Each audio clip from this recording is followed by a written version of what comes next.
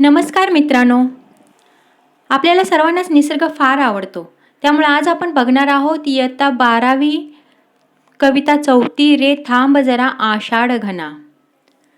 कवी आहेत बा.भ. बोरकर म्हणजेच बाळकृष्ण भगवंत बोरकर. आषाढ महिन्यात बरसणाऱ्या पावसामुळे सृष्टी हिरवीगार होते. रंगांच्या नाना छटांनी निसर्ग बहरून येतो. या निसर्ग सौंदर्याचे व फुललेल्या सृष्टीतील प्रत्येक वस्तू जाताचे सजीव निर्जीव सृष्टीचे नादमय आणि प्रत्येकारी वर्णन या कवितेत सुंदर शब्दकळेत केले आहे. तर सुरुवातीला पाहूयात आपण कवी बाळकृष्ण भगवंत बोरकर यांचा परिचय पाहूयात. श्रेष्ठ कवी, कादंबरीकार, ललित लेखक, कथाकार, पद्मश्री या सन्मानाने भारत सरकारकडून गौरवान्वित. कवितेचे संस्कार लहानपणापासूनच निसर्ग आणि प्रेम हे त्यांच्या कवितेचे मध्यवर्ती विषय आहेत. बोरकरांच्या कविता निसर्ग प्रतिमांनी संपन्न आहेत. तीव्र संवेदनशीलता हा त्यांच्या व्यक्तिमत्वाचा व नादमयता हा त्यांच्या काव्याचा विशेष आहे. 1960 साली त्यांच्या तोपर्यंतच्या सर्व कवितांचा संग्रह बोरकरांची कविता या नावाने प्रकाशित झाला. त्यांचे गीतार, चैत्र पुनव, चांदनवेल, कांचन संध्या, अनुरागिनी, चिन्मयी हे काव्यसंग्रह प्रसिद्ध आहेत. कागदी होड्या, घुमटावरले पारवे, चांदण्यांचे कवडसे, पावलापुरता प्रकाश हे लेखसंग्रह प्रसिद्ध आहेत. तसेच मावळता चंद्र, अंधारातली वाट, भाविन, प्रियदर्शनी, समुद्रकाठची रात्र इत्यादी ललित साहित्यांची पुस्तके प्रसिद्ध आहेत. त्यांच्या सासाई या कोकणी कविता संग्रहाला साहित्य अकादमी पुरस्काराने सन्मानित करण्यात आले आहे. तर आत्ताच आपण कवींचा परिचय पाहिला. निसर्ग सौंदर्याने ओथंबलेल्या रे थांब जरा आषाढ घना या कवितेत काव्यही तितकेच ओतप्रोत भरलेले आहे. आषाढ मासातील पावसाने निसर्गाला चहूबाजूने हिरवाईच्या नाना छटांनी नटवलेले आहे. हे निसर्ग सौंदर्य अनुभवायचे असेल तर आषाढ मेघाने क्षणभर थांबावे आणि निसर्गात त्यानेच घडवलेली रंगीबेरंगी जादुई किमया पाहण्याची संधी आपणाला द्यावी असे कवीला वाटते. आषाढ मेघ थांबला तर लालसर मातीतील हिरवीगार शेते, शेतात चाललेली अवते, वेळूंची बेटे, फुललेला केवडा, सोनचाफा, लाजरी जाई हे निसर्ग सौंदर्य मनसोक्त पाहता येईल. रत्नजडित पंखांच्या फुलापाखरांचे थवे, पाण्यात सळसळणाऱ्या मासोळ्या आणि रात्रीच्या मिट्ट काळोख्यात चमकणारी काजव्यांची प्रकाश फुले यांच्याशी सुखसंवाद साधता येईल असे कवीला वाटते. निसर्ग सौंदर्याने ओथंबलेल्या रे थांब जरा आषाढ घना या कवितेत काव्यही तितकेच ओतप्रोत भरलेले आहेत. आषाढ मासातील पावसाने निसर्गाला चहूबाजूने हिरवाईच्या नाना छटांनी रंगवलेले आहे. म्हणजे आषाढ मासात जो पाऊस पडतो त्याने काय केलेलं आहे, निसर्गाला काय केले, चहूबाजूने हिरवाईच्या नाना छटांनी नटवलेले आहे. म्हणजे चहूबाजूला झाडीच झाडी आलेली आहे. हे सर्व निसर्ग सौंदर्य जर अनुभवायचे असेल तर आषाढ मेघाने क्षणभर थांबावे. आषाढ मेघ जे पडताय त्यांनी जरासं थांबावं असं कवीला वाटतं. आणि निसर्गाने त्यांनी जी ही किमया केली आहे, रंगीबेरंगी जादुई किमया केली आहे, तू जरा थांब असं कवी आषाढ घनाला म्हणतात. निसर्गाच्या विविध घटकांमधून डोकावणाऱ्या मानवी भावभावनांमुळे कवितेतील वातावरण अधिक सजीव आणि चैतन्यमय झाले आहे. अभिव्यक्तीच्या आवश्यकतेनुसार कधी संस्कृत तर कधी ग्रामीण बोलीतील शब्दांची गोड रूपे वापरून कवीने या रचनेत निर्माण केलेल्या माधुर्याचा आस्वाद घेताना आपण चकित होऊन जातो. आपण पहिला कविता पाहूया. रे थांब जरा आषाढ घना, रे थांब जरा आषाढ घना, बघू दे दिठी भरुणी तुझी करुणा. रे थांब जरा आषाढ घना, बघू दे तुझी दिठी भरुणी करुणा. म्हणजे घन म्हणजे ढग, दिठी म्हणजे दृष्टी किंवा नजर, करुणा म्हणजे दया. आषाढ महिन्यातील पावसामुळे चोहीकडे बहरलेल्या निसर्ग सौंदर्याचा आस्वाद खुद्द आषाढ मेघाने घ्यावा अशी विनवणी करताना कवी म्हणतात. रे थांब जरा आषाढ घना म्हणजे हे आषाढ घना, आषाढ मेघा जरासा थांब, बघू दे दिठी भरुणी तुझी करुणा. तुझ्या करुणेमुळे निर्माण झालेले सृष्टी सौंदर्य तुझ्यासह मला डोळे भरून पाहू दे असे कवी म्हणतायत. कोमल पाचूची ही शेते, कोमल पांचूची ही शेते, प्रवाळ माती मधली अवते, इंद्रनीळ वेळूंची बेटे. कोमल पाचूंची ही शेते, प्रवाळ माती मधली अवते, इंद्रनीळ वेळूंची बेटे, या तुझ्याच पदविन्यास खुना. बघा, कोवळ्या नाजूक पाचूसारखी दिसणारी हिरवीगार शेते. कोमल पाचूची शेते म्हणजे कोवळ्या नाजूक पाचूसारखी दिसणारी हिरवीगार शेते, प्रवाळ माती मधली अवते. प्रवाळ मातीमधली अवती म्हणजे पोवळ्यासारख्या लाल मातीमध्ये चालणारी नांगरणी. इंद्रनीळ वेळूंची बेटे. इंद्रनील वेळूंची बेटे म्हणजे इंद्रनील रत्नासारखी ही बांबूची वने. वेळूंची बेटे म्हणजे बांबूंची वने. या तुझ्याच पदविन्यास खुणा. हे सर्व सौंदर्य म्हणजे धर्तीवर उमटलेल्या तुझ्या पाऊलखुणाच आहेत. पदविन्यास खुणा म्हणजे पाऊलखुणा. म्हणजे कोवळ्या नाजूक पाचूसारखी दिसणारी हिरवीगार शेते, तसेच पोवळ्यासारख्या लाल मातीमध्ये चालणारी नांगरणी, इंद्रनील रत्नासारखी बांबूची वने, हे सर्व सौंदर्य म्हणजे धर्तीवर उमटलेल्या तुझ्या पाऊलखुणाच आहेत, असे कवी म्हणतात. नंतर बघा, रोमांचित ही गंध केतकी. गंध म्हणजे सुहास. रोमांचित म्हणजे कसं, शहारलेली, सुखद शहारा आलेली. रोमांचित ही गंध केतकी, फुटे फुली ही सोन चंपकी. फुटे फुली ही सोन चंपकी, लाजून या जाईच्या लेकी, तुझ चोरून बघती पुन्हा पुन्हा. तुझ्या रोमांचित ही गंध केतकी म्हणजे तुझ्या आगमनाने ही सुवासिक केतकी रोमांचित झाली आहे. म्हणजे आषाढ घना तुझ्या येण्यामुळे काय झाले, ही सुवासिक जी केतकी आहे ती कशी रोमांचित झाली आहे. रोमांचित म्हणजे कसं, एकदम शहारलेली, सुखद शहारा आलेली, म्हणजे ती अशी एकदम रोमांचित झालेली आहे. फुटे फुली ही सोन चंपकी म्हणजे नव्याने फुललेली जी सोनचाफ्याची कळी आहे ती झुलते आहे. फुटे फुली ही सोन चंपकी, लाजून या जाईच्या लेकी, तुला पुन्हा पुन्हा चोरून बघताना या जाईच्या मुली कशा लाजून चूर झाल्या आहेत, असे कवी म्हणतात. बघा, कवी कल्पना आहे ही. रोमांचित ही गंध केतकी, फुटे फुली ही सोन चंपकी, लाजून या जाईच्या लेकी, तुझ चोरून बघती पुन्हा पुन्हा. उघड गगन कर घडीभर आसर. उघड गगन कर घडीभर आसर, आणि खुले कर वासर मनी, घर वाहू दे या तव किमयेवर, कोवळ्या नव्या हळुदुव्या उन्हा. उघड गगन कर घडीभर आसर म्हणजे गगन म्हणजे आकाश, घडीभर म्हणजे थोडा वेळ, आणि आसर म्हणजे पाऊस उघडल्यानंतर कसं वाटतं तसं, उघडीप किंवा पाऊस थोडा वेळ थांबणे, त्याला म्हणायचं आसर. उघड गगन कर घडीभर आसर म्हणजे तुझ्या आगमन थोडीशी तू उघडीप करून हे सूर्याचे घर उघडून खुले कर, असं कवी म्हणतायत. उघड गगन कर घडीभर आसर, आणि खुले कर वासरमणी घर. वासरमणी म्हणजे सूर्य. म्हणजे तू काय कर, थोडीशी उघडीप करून हे सूर्याचे घर उघडून खुले कर. वाहू दे या तव किमयेवर. वाहू दे या किमयेवर, कोवळ्या नव्या हळुदुव्या उन्हा. म्हणजे हे आकाश स्वच्छ दिसू दे. उघडीप कर म्हणजे काय होतं, जेव्हा पाऊस थोडासा उघडतो तसं आकाश कसं एकदम स्वच्छ होतं. मग त्यामुळे काय होतं, स्वच्छ प्रकाश येतो.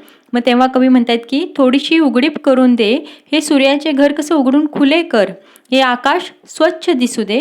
तुझ्या जादूने नवीन कोवळे हळदीच्या रंगाचे ऊन धर्तीवर येऊ दे. कोवळ्या नव्या हळुदुव्या उन्हा. हळदुव्या उन्हा म्हणजे कसं, हळद कशी असते, पिवळी. मग हळदुव्या म्हणजे काय आहे तर हळदीच्या पिवळ्या रंगाचे. उन्हा म्हणजे ऊन. म्हणजे तू काय कर, थोडेसे उघडीप करून हे सूर्याचे घर उघडून खुले कर, आणि हे आकाश कसं स्वच्छ दिसू दे, आणि तुझ्या जादूने नवीन कोवळे हळदीच्या रंगाचे ऊन धर्तीवर येऊ देत, असं कवी म्हणतात. उघड गगन कर घडीभर आसर, आणि खुले कर वासर मनी घर. वाहू दे या तव किमयेवर, कोवळ्या नव्या हळदुव्या उन्हा. पुढे बघा, कणस भरू दे जीवस दुधाने. कणस भरू दे जीवस दुधाने, देठ फुलांच्या अरळ मदाने. कंठ खगांचा मधुगानाने, आणित शहारा तृण पर्णा. म्हणजे कणस भरू दे जीवस दुधाने, ताटावर झुलणारे कणसाचे दाणे तुझ्या पौष्टिक दुधाने भरू देत. ताटावर झुलणारे कणसाचे दाणे म्हणजे आपल्याला माहिती आहे कणसाचं झाड आपण बघितलं असेल ते कसं असं त्याला ताट म्हणतात. जे कणसाचं झाड असतं त्याला ताट म्हणतात. तर मग कणस म्हणजे कणीस. कणस भरू दे जीवस दुधाने. जीवस म्हणजे कसं पौष्टिक. मग ताटावर झुलणारे कणसाचे दाणे तुझ्या पौष्टिक दुधाने भरू देत असं म्हणतायत कवी. देठ फुलांचा अरळ मधाने. आणि फुलांच्या देठात काय अलवार कोवळा मध साठू दे. फुलांचे जे देठ आहेत त्याच्यामध्ये कसा कोवळा मध साठू देत. कंठ खगांचा मधुगानाने. आनंदाच्या गोड गाण्याचे बोल पक्ष्यांच्या गळ्यात येऊ देत. कंठ खगांचा मधुगानाने. पक्ष्यांच्या किलबिल स्वरांनी गवत पात्यावर आनंदाचा शहारा फुलू दे. म्हणजे आनित शहारा तृणपर्णा. तृणपर्ण म्हणजे गवताचे पाते. बघा, कणस भरू दे जीवस दुधाने. देठ फुलांचा अरळ मधाने. कंठ खगांचा मधुगानाने. आणित शहारा तृणपर्णा. मधुगान म्हणजे कसं गोड सुरेल गीत. आता याचा पूर्ण अर्थ पाहूया आपण. ताटावर झुलणारे कणसाचे जे दाणे आहेत ते तुझ्या पौष्टिक दुधाने भरू देत. कणस भरू दे जीवस दुधाने. आणि फुलांच्या देठात अलवार कोवळा मध साठू दे. देठ फुलांचा अरळ मधाने. फुलांचा जो देठ आहे तो कसा अलवार त्याच्यामध्ये कोवळा मध साठू दे म्हणजे कोवळ्या मधाने ते भरू देत. कंठ खगांचा मधुगानाने. आनंदाच्या गोड गाण्याचे बोल पक्ष्यांच्या गळ्यात येऊ देत. कंठ खगांचा. खग म्हणजे पक्षी. कंठ म्हणजे पक्ष्यांचा कंठ म्हणजेच पक्ष्यांचा गळा. त्याच्यामध्ये काय मधुगाणं येऊ देत म्हणजे सुंदर मोहक असं गाणं येऊ देत कंठांच्या पक्ष्यांच्या कंठामधून असं कवी म्हणतात. आणि ते शहारा तृणपर्णा. पक्ष्यांच्या किलबिल स्वरांनी गवत पात्यावर आनंदाचा शहारा फुलू दे. आता पक्ष्यांच्या कंठातून मधुगाणं येऊ देत म्हणजेच पक्षी जे किलबिल करतात त्यामुळे काय होऊ देत पक्ष्यांच्या किलबिल स्वरांनी गवत पात्यावरती आनंदाचा शहारा फुलू देत असं कवी म्हणतात. आश्लेषांच्या तुषार स्नानी. आश्लेषांच्या तुषार स्नानी. भिवून पिसोळी भव्य थव्यांनी. रत्नकळा उधळीत माध्यानी. न्हानोत इंद्र वर्णात वना. आश्लेषांच्या. आश्लेषा नक्षत्र. आश्लेषा काय एक नक्षत्र आहे. तुषार स्नानी. तुषार म्हणजे काय आपल्याला माहित आहे पाण्याचे थेंब असतात त्याला म्हणतात तुषार. शिंतोडे पाण्याचे जे शिंतोडे असतात त्याला म्हणायचं तुषार. तुषार स्नानी. भिवून पिसोळी थवथव्यांनी. आश्लेषा नक्षत्रातील पावसाच्या अमाप थेंबांची आंघोळ करणारी फुलपाखरे थव्याथव्यांनी भिरभरीत राहू देत असं कवी म्हणतात. आश्लेषांच्या तुषार स्नानी. भिवून पिसोळी थव्याथव्यांनी. रत्नकळा उधळीत माध्यांनी. भर दुपारी रत्नांची किरणे उधळीत ही एकत्र भिरभिरणारी फुलपाखरे या वनराईला निळ्या रंगात बुडवू दे असं कवी म्हणतात. स्नान म्हणजे आंघोळ. आश्लेषांच्या तुषार स्नानी. स्नान म्हणजे आंघोळ. भिवून पिसोळी थव्याथव्यांनी. पिसोळी म्हणजे फुलपाखरू. रत्नकळा उधळीत माध्यांनी. रत्नकळा म्हणजे रत्नांचे तेज. रत्नांचे तेज. न्हानोत इंद्रवर्णात वना. न्हानोत म्हणजे भिजवत. न्हानोत म्हणजे कसं आंघोळ करत म्हणजेच भिजवत. माध्यान्ह म्हणजे भर दुपारी. आता बघायचा पूर्ण अर्थ काय. आश्लेषांच्या तुषार स्नानी. भिवून पिसोळी थव्याथव्यांनी. रत्नकळा उधळीत माध्यानी. न्हानोत इंद्रवर्णात वना. म्हणजे आश्लेषा नक्षत्रातील पावसाच्या अमाप थेंबांची आंघोळ करणारी फुलपाखरे थव्याथव्याने भिरभरत राहू देत. भर दुपारी रत्नांची किरणे उधळीत ही एकत्र भिरभिरणारी फुलपाखरे या वनराईला निळ्या रंगात बुडवू देत असं कवी म्हणतात. काळोखांची पीत आसवे.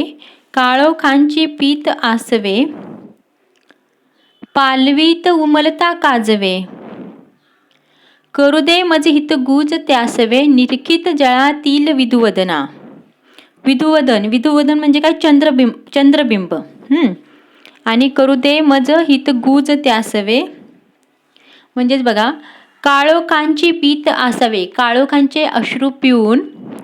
पालवीत उमलता काजवे. ओलसर वातावरणातील मिठ्ठ काळोखांचे दुःख अनुभवत झाडांच्या कोवळ्या पानातून उमललेल्या काजव्यांशी मला गुजगोष्टी करू देत. हितगुज म्हणजे गुजगोष्टी करू देत. पाण्यात तरंगणाऱ्या चंद्रबिंबाचे सौंदर्य न्याहाळीत मला काजव्यांशी हितगुज करू दे असं कवी म्हणतात. काळोखांची पीत आसवे पालवीत उमलता काजवे. काळोखांचे अश्रू पिऊन ओलसर वातावरणातील मिठ्ठ काळोखांचे दुःख अनुभवत झाडांच्या कोवळ्या पानातून उमललेल्या काजव्यांशी मला गुजगोष्टी करू देत, हितगुज करू देत, असं कवी म्हणतात. पाण्यात तरंगणाऱ्या चंद्रबिंबाचे सौंदर्य निहाळीत मला काजव्यांची हितगुज करू दे मज हितगुज त्यासवे निरखित जळातील विधुवदना. आता बघा, आषाढ म्हणजे काय माहिती का, चौथा मराठी महिना आहे आपला तो. पाचू म्हणजे हिरवे रत्न, प्रवाळ म्हणजे पोवळे. पोवळे माहीतच असेल, लाल रंगाचं एक रत्न असतं, त्याला पोवळे असे म्हणतात, त्यालाच प्रवाळ असे म्हणतात. इंद्रनीळ म्हणजे निळ्या रंगाचे रत्न. इंद्रनीळ तर त्यांनी घेतले ना, ते निळ्या रंगाच्या रत्नाला त्यांनी इंद्रनीळ म्हटले आहे. केतकी म्हणजे केवड्याचे झाड. चंपक म्हणजे जाई फुलांची नावे आहेत, ते चंपक जाई फुलांची नावे आहेत. अश्लेषा म्हणजे एक पावसाळी नक्षत्र आहे. आणि पालवी म्हणजे कोवळी पाने. पालवी फुटतात नंतर म्हणजे कोवळी पाने येतात. तर अशी कविता आहे. निसर्गाचे फार सुंदर वर्णन केले आहे याच्यामध्ये. रे थांब जरा आषाढ घना, बघू दे दिठी भरुनी तुझी करुणा. कोमल पाचूंची ही शेते, प्रवाळ माती मधली येवते. इंद्रनीळ वेळूंची भेटे, या तुझ्याच पदविन्यास खुना. रोमांचित ही गंध केतकी, रोमांचित ही गंध केतकी. फुटे फुली ही सोन चंपकी. लाजून या जाईच्या लेकी, तुझ चोरून बघती पुन्हा पुन्हा. उघड गगन कर घडीभर आसर, उघड गगन कर घडीभर आसर. आणि खुले कर वासर मनी घर. वाहू दे या तव किमयेवर, कोवळ्या नव्या हळदूव्या उन्हा. कणस भरू दे जीवस दुधाने, कणस भरू दे जीवस दुधाने. देठ फुलांचा अरळ मधाने, कंठ खगांचा मधुगानाने. आणित शहारा तृणपर्णा.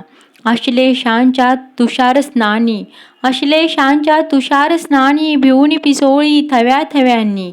रत्नकळा उधळीत माध्यानी, न्हानो तेंद्रवर्णात वना. काळोखांची पीत आसवे, पालवीत उमलता काजवे. करू दे मज हितगुज त्यासवे, निरखित जळातील विधुवदना. चैत्र पुनवमधील हा आहे, चैत्र पुनवमधील ही कविता आहे. कविता फार सुंदर आहे.